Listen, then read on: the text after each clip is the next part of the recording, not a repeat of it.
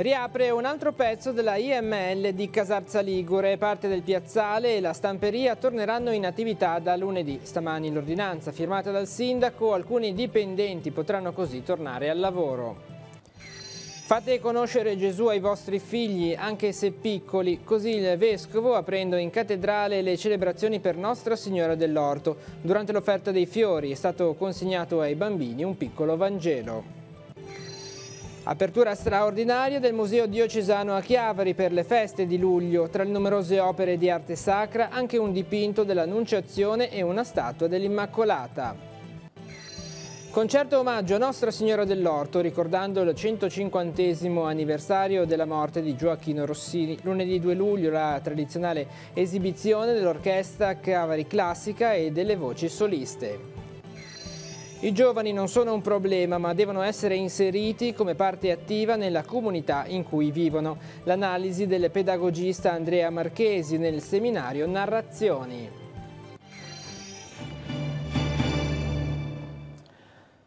Buonasera ai telespettatori di Tiguglio Oggi, temi del lavoro in apertura nel nostro telegiornale perché torna in attività un'ulteriore parte dello stabilimento IML di Casarza Ligure. L'ordinanza di riapertura è stata firmata questa mattina dal sindaco Giovanni Stagnaro. Grazie al provvedimento una buona parte dei dipendenti potrà lasciare la cassa integrazione e tornare al lavoro. C'è ancora molto da fare per la riapertura completa, ma questo è un nuovo importante segnale. Sentiamo. Quale parte della IML può essere riaperta e quindi tornare in attività? Questa mattina ho firmato un'ordinanza di sblocco dell'ordinanza di inagibilità riguardante una grossa parte del piazzale e del capannone dove insisteva la stamperia. Da lunedì la fabbrica potrà riprendere l'attività anche all'interno di questo capannone molto importante dove c'è il cuore pulsante della fabbrica e nella parte esterna per consentire ai mezzi anche di poter lavorare.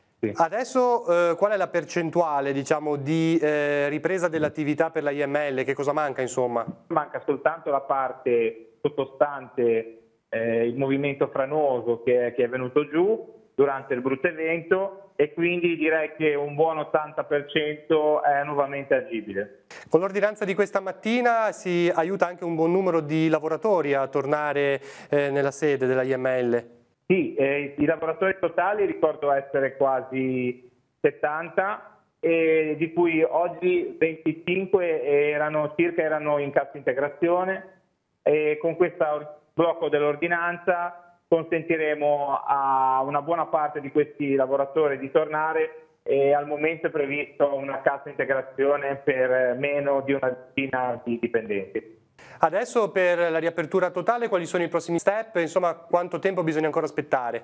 Questa è l'ultima fase, è la più delicata perché riguarda la movimentazione anche del materiale, con materiale particolare che va trattato con determinate attenzioni e quindi ci aspettiamo dei tempi un pochino più lunghi. Dovremmo chiedere anche a Regione Liguria una collaborazione per verificare dei siti idonei dove portare questo materiale.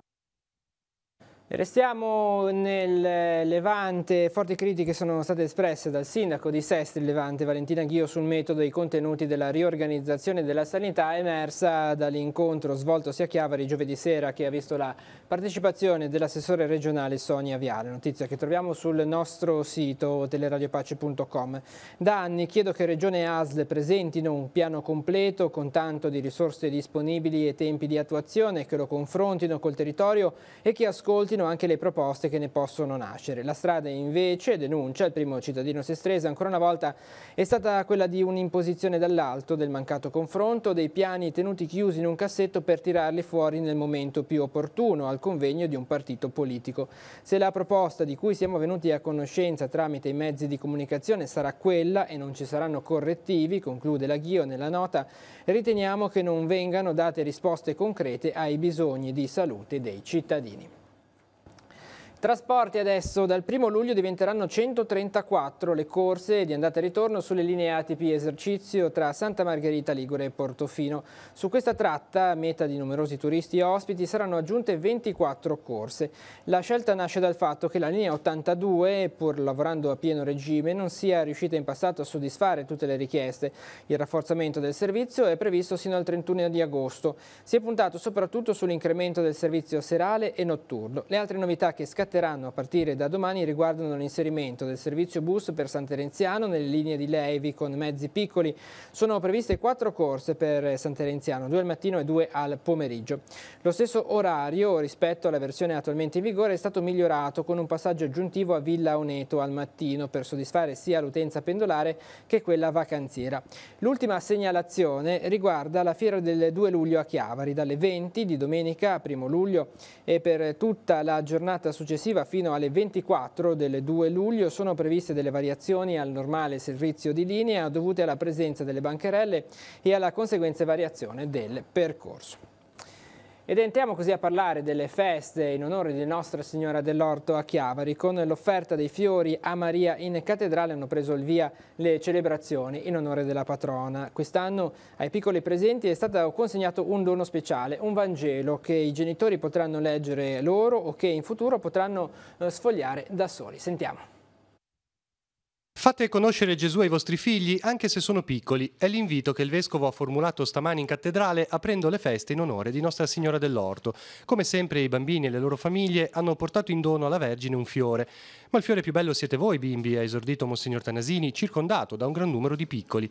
I bambini hanno spiegato il perché della loro presenza in chiesa. Per pregare, per tutto quello che ha fatto, perché preghiamo Ave Maria. Maria, che è generosa, ha quindi proseguito il Vescovo, fa a sua volta un regalo a voi, un piccolo Vangelo adatto ai più piccoli. Certo, molti lo leggeranno tra qualche tempo, tuttavia, ha sottolineato Monsignor Tanasini, è il segno che in casa si può già parlare di Gesù. Non abbiate paura, mamme e papà, di parlare di Gesù ai vostri bambini. Leggere il Vangelo, raccontare di Gesù, farlo conoscere, insomma. Ecco, noi oggi prendiamo qui l'impegno di conoscere meglio Gesù, d'accordo?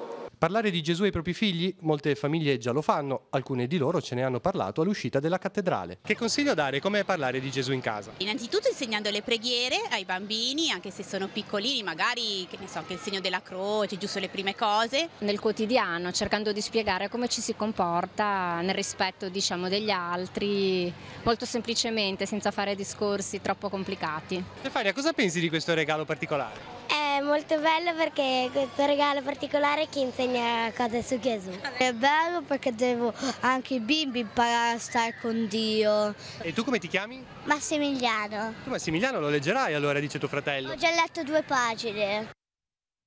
Con l'offerta dei fiori dunque in cattedrale si entra nel vivo delle feste patronali. Domani, domenica 1° luglio, vigilia della festa, Telepace trasmetterà in diretta la Santa Messa delle 10 sul canale 15. Alle 21 torneremo a collegarci in diretta con la cattedrale per le celebrazioni dei primi vespri della solennità di Nostra Signora dell'Orto, presieduti dal Vescovo Monsignor Alberto Tanasini. Seguirà la notte di adorazione eucaristica. Lunedì 2 luglio, memoria della manifestazione della Vergine al giovane Sebastiano Descalzo, alle 6 saranno celebrate le lodi e la Santa Messa dell'Apparizione, presieduta dal prevosto della cattedrale Don Gian Lorenzo Borzini. Alle 18 la Santa Messa pontificale, presieduta dal Vescovo Alberto Tanasini, alla presenza delle autorità cittadine. Entrambe le celebrazioni saranno trasmesse in diretta TV su Telepace 1 al canale 15. E apertura straordinaria del Museo Diocesano di Chiavari in occasione delle feste. Le visite guidate si potranno effettuare gratuitamente domenica, lunedì e martedì dalle 10 alle 12. Da quest'anno novità importanti hanno arricchito le sale, contribuendo così a rendere ancora più interessante il Museo di Arte Sacra. Sentiamo. Che cosa si può visitare nel Museo Diocesano? Ma qui possiamo visitare e guardare qualsiasi cosa a livello artistico, più che architettonico, religioso, di statue in bronzo, in marmo, in legno, abbiamo quadri, abbiamo politici, vesti sacerdotali, abbiamo calici e soprattutto reliquiari, la parte migliore visto che uno di essi ne viene proprio dalla Basilica dei Fieschi di San Salvatore ed è il pezzo forte forse della nostra bella collezione di argenti. E invece per quanto riguarda, diciamo, l'ultimo anno, quali sono le novità? Allora, le novità non sono tantissime ma sono particolari perché è arrivato da noi un quadro dell'Ascito di Elena Bono e ha lasciato già al Museo Diocesano un bellissimo busto in bronzo, meraviglioso, in argento. E poi è arrivato un quadro che raffigura l'Annunciazione, un bellissimo dipinto del XVII secolo circa, ambito piemontese, che ha un angelo meraviglioso, delle ali da ammirare veramente perché raffigura quasi una pittura simile a Leonardo da Vinci, per come la vedo io. E poi abbiamo una statua in marmo che raffigura l'Immacolata, è bellissima perché oltre a notare subito proprio l'incisione della data, abbiamo anche un'opera che per tanti anni ha guardato il mare di Portofino e adesso ammira le opere qui del Museo Diocesano, quindi una piccola chicca. Il 2 luglio si terrà anche a Chiavari la fiera tradizionale. Dalle 20 di domani e fino al termine della manifestazione ci saranno divieti e limitazioni alla circolazione veicolare e alla sosta nel centro cittadino. Le bancarelle coinvolgeranno via Nino Bixio, piazza Roma, corso Garibaldi, piazza Matteotti, piazza della Torre, via Rivarola, via del Pino, via Gagliardo, via dei Casaretto e largo Giannini. E secondo tradizione la sera del 2 luglio si conclude a Chiavari con il grande concerto in piazza Nostra Signora dell'Orto alle 21. Ad animare la platea l'orchestra Chiavari Classica diretta dal maestro Francesco Gardello, che si avvarrà della collaborazione di alcune voci soliste e di una voce narrante. Sentiamo i dettagli nel programma che verrà proposto. Che repertorio avete scelto? L'omaggio alla Madonna sarà rappresentato dall'Ave Maria di Schubert, famosissima, che aprirà il concerto, e poi, essendo i 150 anni della morte di Gioachino Rossini, abbiamo pensato, in accordo con la cattedrale, di fare un omaggio a questo grande compositore italiano, uno dei più grandi in assoluto, e con il suo capolavoro. Ovviamente non sarà l'opera completa, ma sarà una selezione dell'opera con la sinfonia e tutte le arie più famose, che saranno fatte anche in forma semiscenica. Avremo 4 cantanti di nome: Filippo Pina Castiglioni nel ruolo del Conte di Almaviva, tenore, e Marco Sportelli, basso buffo, nel ruolo del dottor Bartolo. Poi ci sono altri 2 cantanti molto bravi, che sono Anna Delfino nel ruolo di Rosina, soprano, e Bruno Pestarino nel ruolo di Figaro, importantissimo, baritono. Oltre a questo ci sarà anche Miro Gatti, un chiavarese molto conosciuto, che farà un pochino da filo conduttore per diciamo, collegare tutta la storia nei vari momenti. È un bel modo anche per concludere questa giornata in cui si fa memoria dell'apparizione di Maria. Sì, la festa è innanzitutto qualcosa che nasce dal cuore e dall'incontro con Maria che ci porta a Gesù, perché la festa è lì, è la risurrezione di Cristo. L'unica possibilità di festa è di uno sguardo bello, positivo sulla vita, ed è la tenerezza della Madonna che viene a visitare i suoi figli in tanti modi diversi, come testimoniano le tantissime e ancora attualissime apparizioni. Però poi la festa è chiaro che si sviluppa fuori, anche oltre le celebrazioni religiose, diventa un momento bello, si spera, di condivisione familiare, di incontro con le persone e anche di buona musica. E anche in questo caso il concerto del 2 luglio in piazza Nostra Signora dell'Orto a Chiavari sarà trasmesso in diretta TV su Telepace 1 al canale 15. In occasione delle festività patronali a Chiavari, tutti gli uffici dell'Agenzia delle Entrate resteranno chiusi nella giornata del 2 luglio. Martedì 3 luglio l'ufficio territoriale dell'Agenzia aprirà all'utenza nella nuova sede di Corso De Michiel 79 con i consueti orari lunedì e giovedì 8.50, 12.50 e dalle 14 alle 15.30. Venerdì invece 8.50, 12.50.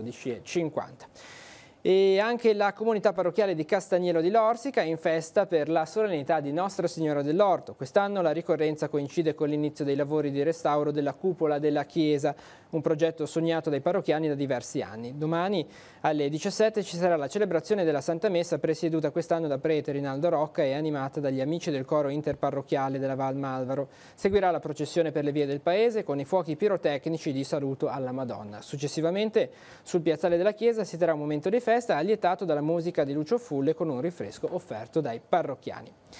E anche Rapallo è in festa per la sua patrona Nostra Signora di Montallegro. Si conclude domani mattina al santuario di Montallegro la novena dell'Alba, che quest'anno è stata animata dai diversi parroci e gruppi provenienti da diverse comunità della diocesi. La Santa Messa delle 5, trasmessa in diretta su Telepace 1 al canale 15, domani sarà presieduta da Don Stefano Curotto, arciprete di Rapallo, con i giovani rapallesi.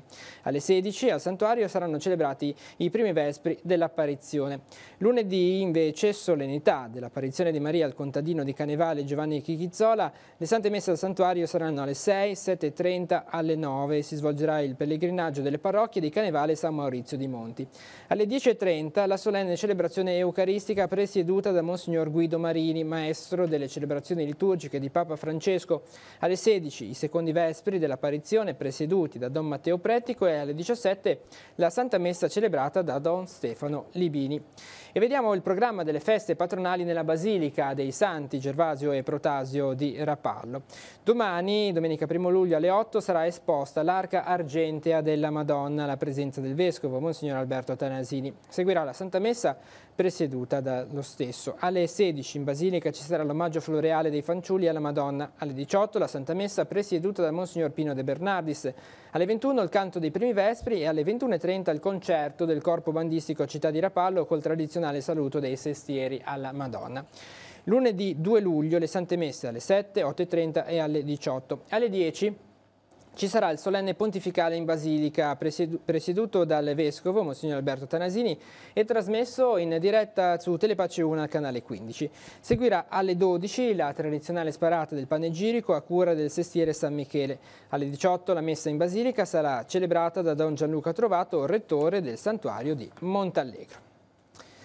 E restiamo in tema, affascinano e invitano al raccoglimento i crocifissi che in occasione delle processioni vengono portati lungo le vie della città. A compiere questo gesto sono i cristesanti animati dalla passione per una tradizione antica. Su questo tema si terrà un incontro domani sera alle 21 a Sestri Levante dal titolo Croci e cristesanti, storie di arte e devozione. Sentiamo la presentazione. Portare il crocifisso è soltanto esibizione? Molti lo pensano. Però non sempre il crocifisso viene trasportato in una grande città in mezzo alla gente, tante volte viene trasportato, come dicevo, in cima a una collina e quindi non è proprio esibizione. Sicuramente fatica, sicuramente abilità. I cristesanti sono persone che si allenano durante l'anno, credono in quello che fanno e si sentono testimoni con la loro esperienza, con la loro voglia di portare questa immagine, anche perché spesso vediamo che le persone anziane, le persone che non possono partecipare alla vita religiosa, al passaggio di una crocifisso, al passaggio di una processione si segnano ancora e si sentono confortate e consolate dalla presenza del crocifisso. Che cosa prova il cristesante durante quei momenti? Il cristesante è affaticato sicuramente, le squadre sono numerose, sono fatte in base al peso del crocifisso e sono fatte in base alla durata della processione. Noi cerchiamo sempre di portare il crocifisso in maniera decorosa, cerchiamo sempre di non mostrare la nostra forza, ma cerchiamo soprattutto di mostrare che siamo persone comuni con tanta passione per quello che facciamo. Per fare il punto della situazione, per riportare l'attenzione anche sulla tradizione dei cristesanti, avete organizzato un incontro domenica 1 luglio, domani alle 21 all'antico oratorio della Confraternita. Che momento vuole essere? Come sarà organizzata? Proporremo una semplice serata dove ci sarà inizialmente una dimostrazione di quello che è il trasportare il crocifisso, ci sarà una spiegazione di come è composto il crocifisso, di come si preparano i cristesanti, poi ci sarà l'intervento di Andrea Gianelli come priore del priorato diocesano, ci sarà Claudio Muzzo, il consigliere regionale, che ha proposto i Cristi e i cristesanti come patrimonio dell'umanità, e infine ci sarà una carrellata di foto di moderne e antiche di processioni sul territorio di Sestri. La comunità di Sant'Egidio promuove a Genova Morire di Speranza, una veglia ecumenica di preghiera per ricordare tutti coloro che hanno perso la vita sulle rotte delle migrazioni verso l'Europa. Lunedì 2 luglio alle 18:15 nella Basilica dell'Annunziata a Genova, attorno al ricordo delle vittime dei viaggi della speranza, si raccoglieranno esponenti di tutte le denominazioni cristiane presenti in città. Con loro il CEIS di Genova in rappresentanza di chi si occupa di accoglienza. Dal 1988 sono morte lungo le frontiere dell'Europa oltre 36.000 persone. A ricordare chi muore nel mare e nel deserto ci saranno anche i musulmani genovesi che si riuniranno fuori dalla Basilica per una preghiera islamica con le stesse intenzioni. Veniamo alla cronaca adesso. I carabinieri hanno arrestato 2 persone per detenzione a fini di spaccio di sostanze stupefacenti. Nel pomeriggio di ieri, durante un controllo a Chiavari, è stato fermato uno scooter con a bordo 2 persone. Non appena il passeggero è sceso, si trattava di una 41enne, il conducente, un italiano di 20 anni, è fuggito. Le ricerche hanno consentito di individuarlo nella sua casa di San Colombano Certenoli. Dalla perquisizione sono emersi 75 grammi di marijuana nascosti nell'armadio della camera da letto, un bilancino e strumenti per il confezionamento della droga. Il ragazzo è stato denunciato anche per guida senza patente, perché mai conseguita. La donna, italiana con precedenti, è stata invece denunciata per il reato di favoreggiamento personale. Infatti, mentre l'uomo fuggiva, lei sosteneva di non conoscerlo, mentre in realtà erano conviventi. L'arrestato infine usava gruppi WhatsApp per scambiare informazioni in tempo reale sui posti di blocco delle forze dell'ordine.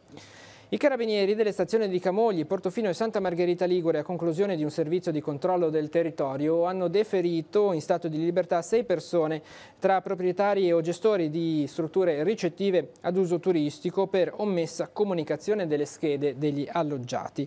Gli illeciti riscontrati dai militari riguardano 2 strutture a Santa Margherita Ligure, di cui una a Paraggi, una a Camogli e ben 3 a Portofino, dove ad essere segnalate all'autorità giudiziaria sono state 2 agenzie immobiliari che avevano in gestione altrettanti appartamenti.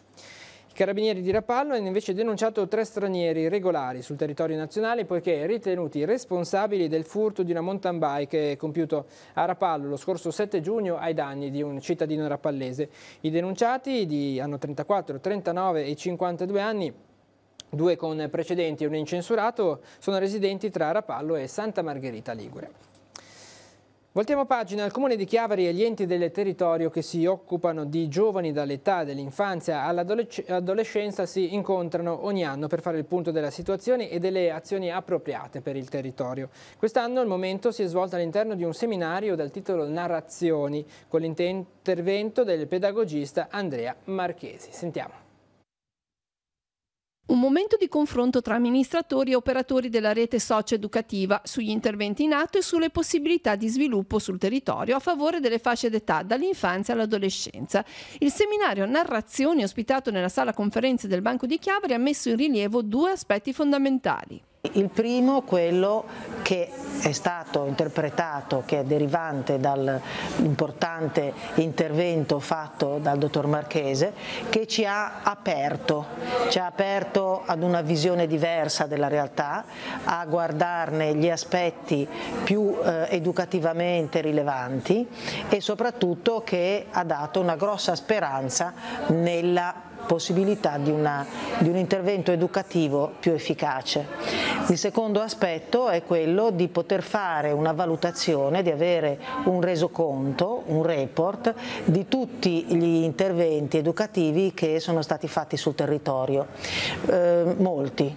L'iniziativa è stata promossa dal Comune di Chiavari, Consorzio Tassano, Ceseco e Villaggio del Ragazzo, che gestiscono il panorama dei servizi socio-educativi ed assistenziali per minori e giovani. Centrale l'intervento del pedagogista Andrea Marchesi. Mi è stato chiesto di raccontare dal mio punto di vista quale potrebbe essere la mission di un servizio rivolto ad adolescenti e giovani.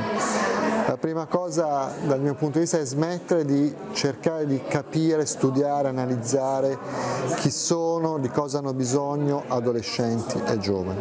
Il secondo movimento che ho proposto è quello di uscire dai luoghi comuni, dagli stereotipi. Quello che a mio avviso è importante fare è proporre esperienze nelle quali i ragazzi possano mettersi in gioco, possano mettersi alla prova, contribuendo attivamente oggi al presente delle loro comunità, affinché queste esperienze poi segnino il loro percorso di crescita, il loro percorso di formazione.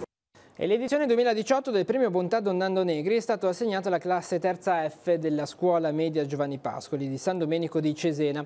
Alla scolaresca è stato riconosciuto l'impegno nel dedicare tempo e cura ad una compagna seriamente ammalata. Esempio e testimonianza da raccontare in positivo in questo tempo segnato invece da frequenti episodi e atteggiamenti di bullismo tra adolescenti. Inoltre la giuria ha segnalato per particolari meriti 2 medici, il professor Pierluigi Bruschettini, pediatra e neurochirurgo all'ospedale Gasini di Genova, che ha ideato e ha coordinato attività ricreative e iniziative di svago per i bambini ricoverati, e per il dottor Giorgio Dini, medico del Dipartimento di Ematologia e Oncologia, sempre dell'ospedale Gaslini, di cui è stato direttore sino al 2005, che ha aiutato in particolare bambini cubani bisognosi di cure sia in Italia sia nella stessa Cuba, dove con altri colleghi ha preparato nella disciplina pediatrica i medici del posto. Il premio, insieme alle segnalazioni speciali, verrà consegnato sabato 7 luglio al centro di San Salvatore del villaggio del ragazzo a Cogorno, nel corso della festa per l'anniversario di Don Nando, in programma alle 17. E l'Associazione di Protezione Civile Radio Club Levante ha ottenuto l'attestato di pubblica benemerenza per l'attività di soccorso svolta in occasione dell'alluvione nel Tigullio nel 2014. Una delegazione dei volontari dell'associazione si recherà a Roma il prossimo 5 luglio nella sede del Dipartimento Nazionale della Protezione Civile per ritirare l'importante riconoscimento dalle mani del capo dipartimento Angelo Borrelli. È stato approvato dalla Giunta regionale il finanziamento con oltre 52.700 euro di 11 fiere e iniziative strategiche per la promozione del territorio, in particolare di 5 storici Expo dell'entroterra inseriti nel piano annuale delle iniziative. Tra questi è stato inserito l'Expo della Val Fontana Buona. E si è conclusa l'11ª edizione del Trofeo dell'Amicizia, torneo di bocce giocato nei campi di Verzi, Monteghirfo, Piano di Favale e Castagnelo, e che ha coinvolto decine di persone della zona pastorale della Val Malvaro, con le parrocchie di Verzi, Monteghirfo, Lorsica, Favale e Castagnelo. Nelle bocciate si è cimentato anche il parroco, Don Gabriele Bizzeremie. Le coppie formate per le sfide erano composte da un giocatore esperto e da uno inesperto. È stata promossa inoltre la partecipazione dei ragazzi e delle donne al torneo. Ieri sera la finale disputata sul campo di Castagnelo, seguita dalla festa conclusiva con le premiazioni dei partecipanti e il brindisi. Il ricavato della manifestazione è stato donato alla sezione della Croce Rossa di Cicagno. E per lo sport toccherà a Zoagli domani pomeriggio ospitare la terza gara del Palio del Tigullio. Ancora una volta scenderanno in acqua gli equipaggi delle varie categorie dei gozzi in vetroresina e gli scafi in legno da 22 palmi, capolavori dei maestri d'ascia del Tigullio. Anche questa volta ci sarà un equipaggio foresto. Fra gli iscritti alla categoria senior, infatti, figura l'equipaggio di scalo quinto Giacomo Berangoli. Comanda la classifica dei gozzi in legno l'Armo di San Michele di Pagana, seguito da quello di Portofino. E nella nostra scheda adesso altri appuntamenti in agenda per domani.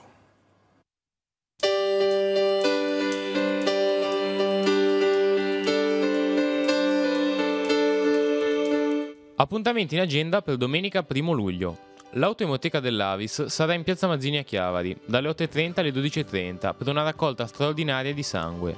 Il Museo Archeologico di Via Costaguta a Chiavari è aperto al pubblico dalle 9 alle 14. Proseguono gli eventi del Festival delle 4 Province. A Volpedo, dalle 10:30 alle 13, ci sarà il convegno Le 4 Province. Dove eravamo rimasti?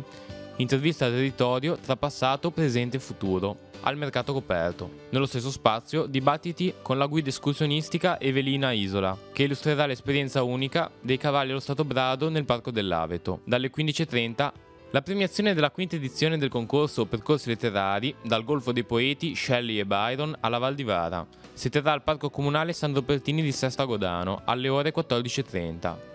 Ultimo giorno per visitare la mostra d'arte contemporanea all'Ascito Cuneo a Calvari e al Museo del Damasco a Lorsica, dalle 16 alle 20.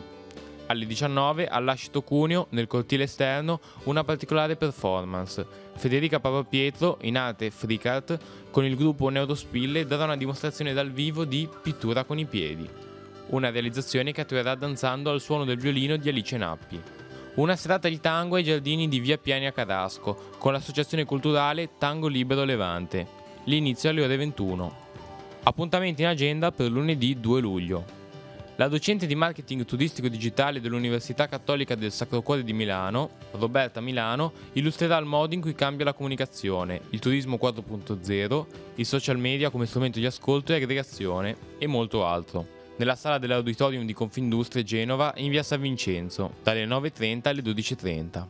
Il laboratorio per bambini Impariamo il mare si terrà a Santa Margherita Ligure, in Piazza del Sole, dalle 10 alle 13. Storie di uomini e sport è la mostra fotografica delle immagini dell'almanacco della Virtus Entella. Sarà inaugurata alle 16.30 al centro commerciale Leudi di Carrasco. Sarà visitabile fino all'8 luglio.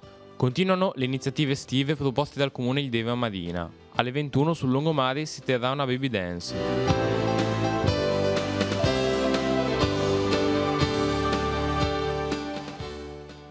E l'associazione FIAB Tigullio Vivi in Bici propone per sabato 7 luglio una gita in Val Graveglia lungo l'itinerario del sapore, un percorso facile di circa 30 km per un dislivello di 50 metri. L'itinerario si snoda lungo la ciclovia dell'Ardesia, da Lavagna fino a Carasco, si procederà poi sulla provinciale fino a Conscenti. Ritorna a Sesti Levante percorrendo la stessa strada dell'andata. Le iscrizioni si ricevono entro venerdì 6 luglio nella sede dell'associazione oppure telefonando al numero 347 30 89 963. E con questo appuntamento si conclude questa edizione di Tigullio Oggi. L'informazione torna lunedì alle 7.30 con la rassegna e alle 12.45 con la prima edizione di TG13. Tutte le notizie le trovate sul nostro sito teleradiopace.com. Grazie per essere stati con noi, buon proseguimento di serata e buona domenica.